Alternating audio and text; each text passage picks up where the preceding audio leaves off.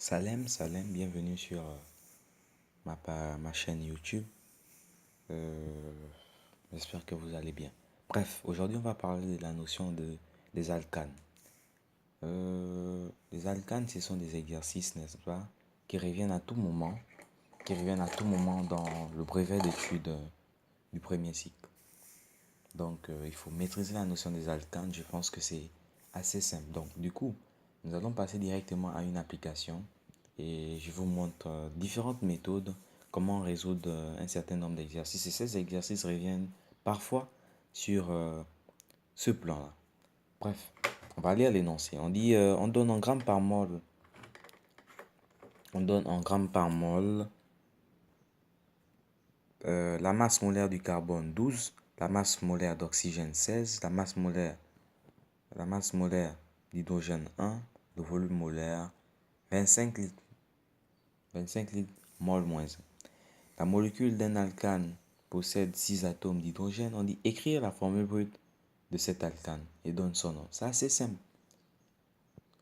Lorsque j'écoute alcane, je me réfère déjà à un hydrocarbure. C'est-à-dire qu'un hydrocarbure est un alcane. C'est-à-dire, si un hydrocarbure est un alcane, alors je peux déjà dire que ce composé a une formule brute de type CXHY. Pourquoi? Parce que c'est un hydrocarbure. Il faut retenir la notion d'hydrocarbure. Donc, un hydrocarbure est un composé carbonique, n'est-ce pas? Du type CXHY avec X, le nombre d'atomes de carbone, et Y, le nombre d'atomes d'hydrogène. Donc, on va dire quoi? Un hydrocarbure est un composé formé uniquement d'atomes d'hydrogène et de carbone. Mais vu que ils nous ont donné une autre précision. La deuxième précision, c'est quoi? C'est que c'est un alcane. Vu que les alcanes appartiennent à la famille d'hydrocarbures, nous allons dire quoi? Que vu que c'est un alcane, ici, cette information-là nous donne quoi? C'est un hydrocarbure. Qu'est-ce qu'on sait encore? Que c'est un alcane. Or, les alcanes ont pour formule générale, il faut retenir ça, pour formule générale, c'est NH2N plus 2. Le tout est joué. Tout ton exercice se joue là. Si tu as faussé, à partir de là, je pense que tout le bas, je pense que tu as vraiment loupé. C'est ça le souci avec les sciences.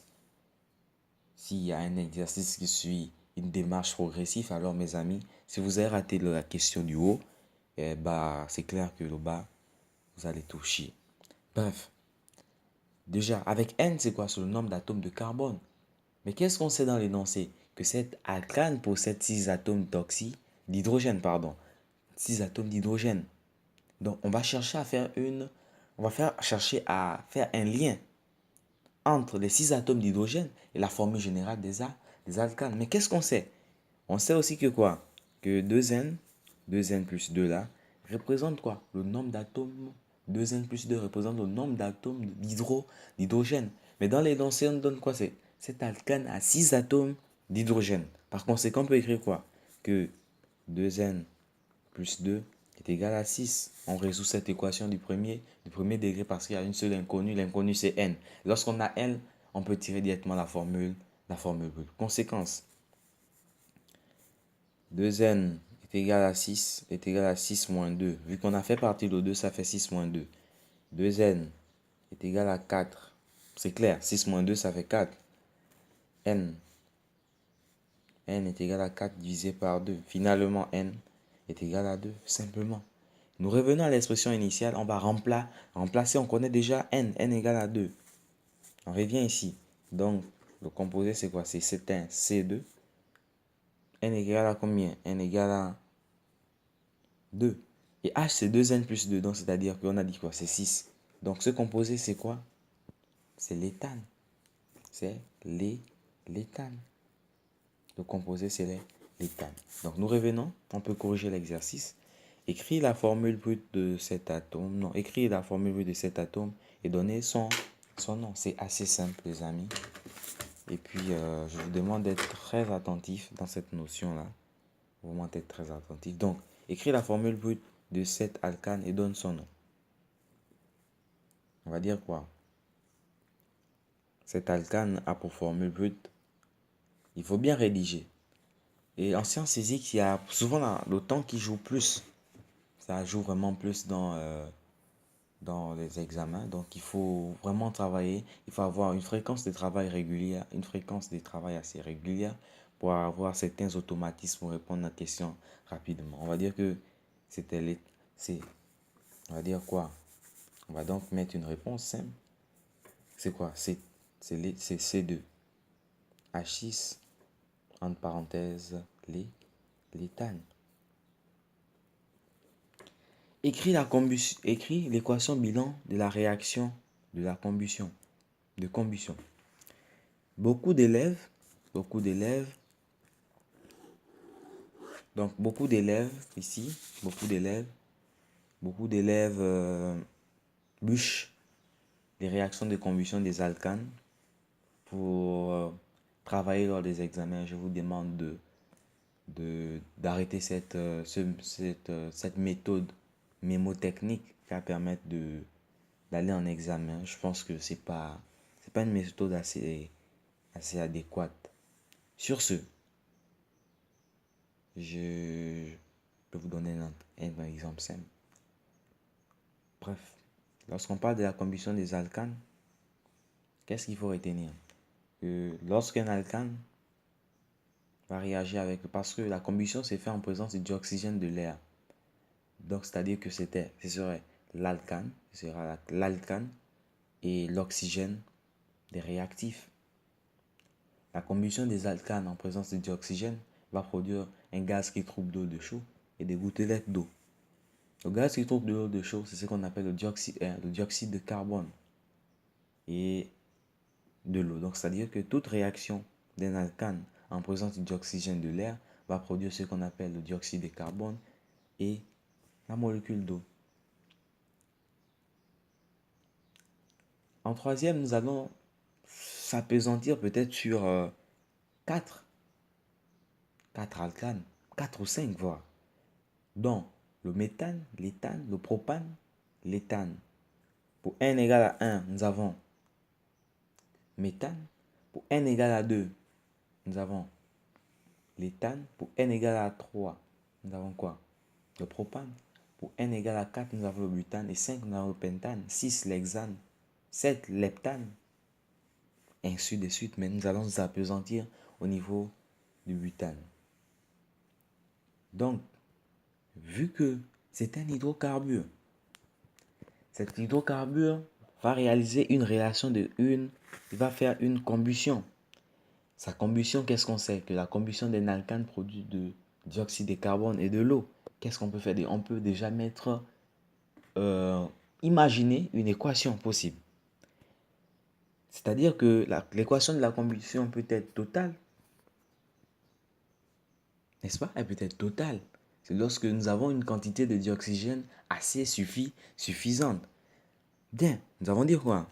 Que c'est un alcane, donc la formule générale c'est CnH2n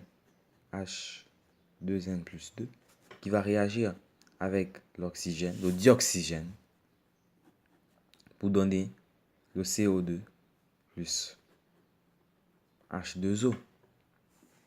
Mais nous avons déjà la formule plus de notre composé, c'est l'éthane. Donc c'est un C2H6 plus O2 qui va donner CO2 plus H2O.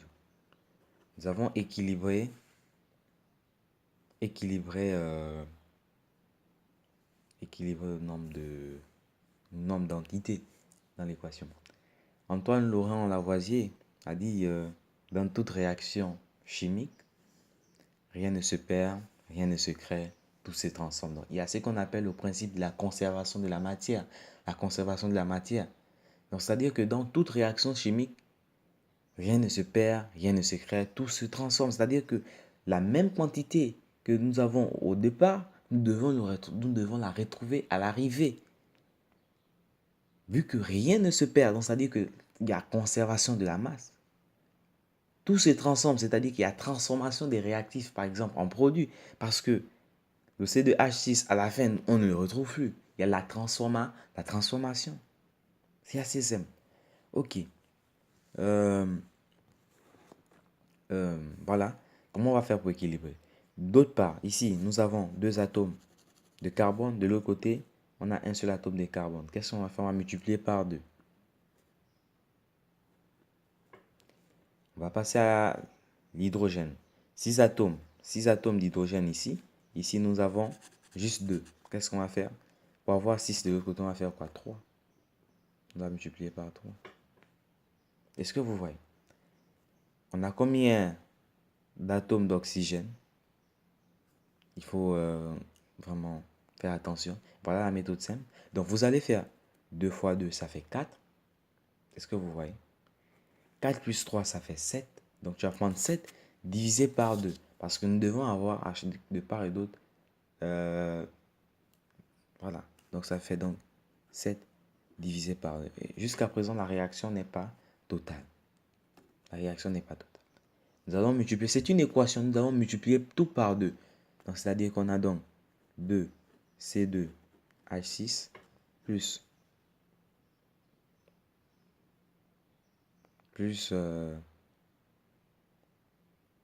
7 O2 va donner 4 CO2 plus 6 H2O. C'est une équation. Nous avons dit que c'est une équation. C'est une équation. On peut désigner par X, Y, Z certains éléments et faire l'équilibre, puis nous allons trouver. Donc, nous avons 4 atomes de carbone, 4 atomes de carbone, 6 atomes, 12 atomes, 2 fois 2 fois 6, 12, 12 atomes d'hydrogène, 6 fois 2, 12, 12 atomes d'hydrogène. 4 fois 2, 8. 8, 6 fois 1, 6. Donc 4 fois 2, 8. Avec ça, nous avons le nombre. Donc c'est-à-dire que 8 plus 6, ça fait 14. 7 fois 2, 14. Nous avons équilibré. Et voilà notre équation de la réaction. Et nous revenons corriger notre fameuse exercice. Notre fameux exercice. Écrit l'équation bilan de la réaction. Nous pouvons donc écrire que le C2H6, donc c'est-à-dire qu'on a 2 C2H6 plus 7O2 donne 4CO2 plus 6H2O. On demande maintenant calculer la masse d'alcane qui a réagi au cours de cette combustion. Voilà, c'est maintenant une partie très intéressante qui demande maintenant une réflexion minimum. Il demande vraiment une réflexion minimum. C'est aussi un exercice assez simple. Maintenant, on demande calculer la masse d'alcane qui a réagi au cours de cette combustion. La masse d'alcane. Donc, il faut vraiment travailler. C'est assez simple. Assez simple.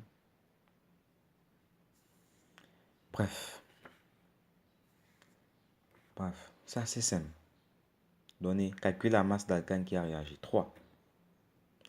Donc, qu'est-ce qu'on va dire?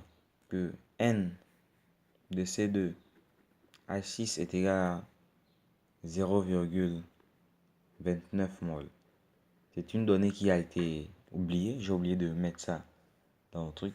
N de C2H6 est égal à 0,29 mol. On demande de calculer la masse. C'est simple. Qu'est-ce qu'on sait?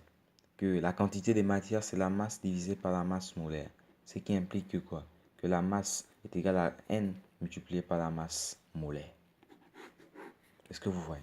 Donc, c'est-à-dire que la masse, c'est la quantité de matière multipliée par la masse molaire.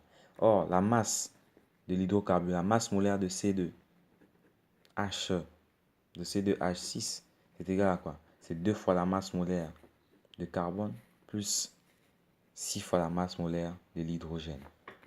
Donc ça nous fait quoi? 2 multiplié par la masse molaire du carbone plus 6 fois 1. Et là, on va trouver. Donc ça nous fait donc 12 fois 2, ça fait 24. 24 plus 6, donc ça nous fait 30. Donc ça nous fait 30. D'où la masse M. M, c'est la quantité de matière. M, N, c'est 0,29. 0,29 multiplié par 30. 0,29 multiplié par 30. On peut encore décomposer que M, c'est un 0,29 multiplié par 3, multiplié par 10. On peut encore décomposer en puissance de 10. Désolé. M, c'est une 2. Donc ça nous fait donc 29 fois 10 puissance moins 2, multiplié par 3, multiplié par 10.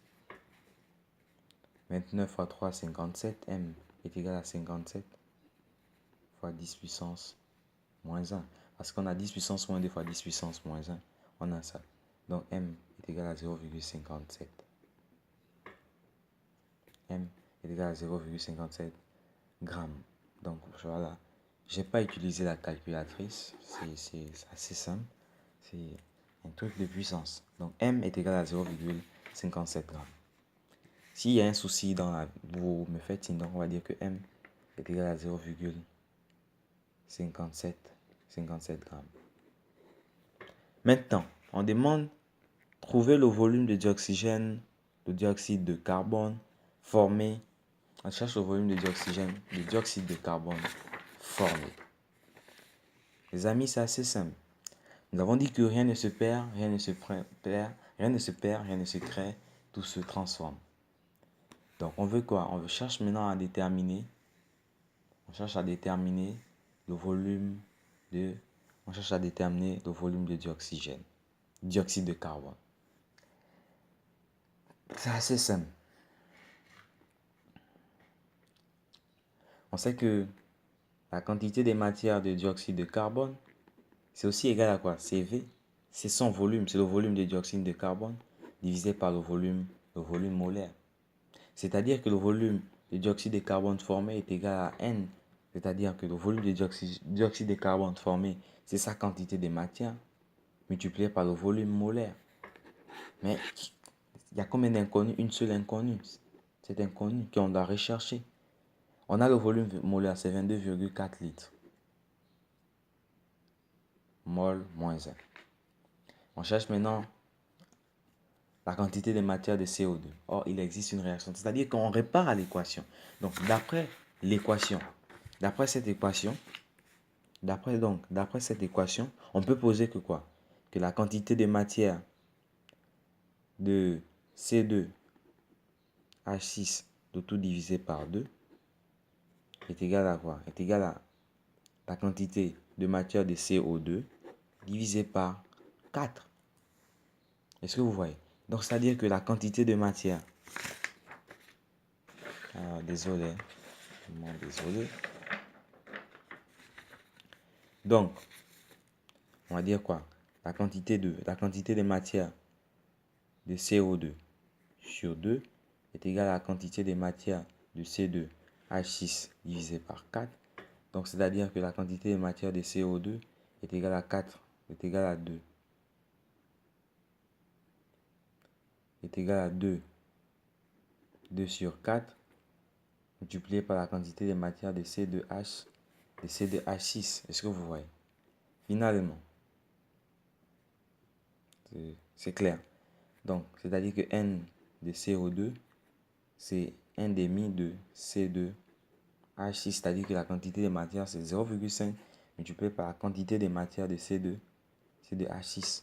On connaît déjà, donc c'est-à-dire que N de CO2 est égal à 1 demi multiplié par 0,29. C'est ça. Donc c'est 1 demi multiplié par 0,29. Donc c'est 0,29 divisé par 2. C'est assez simple. C'est comme si on avait 29 fois 10 puissance moins 2 divisé par 2. Donc on a 0,29 divisé par 2.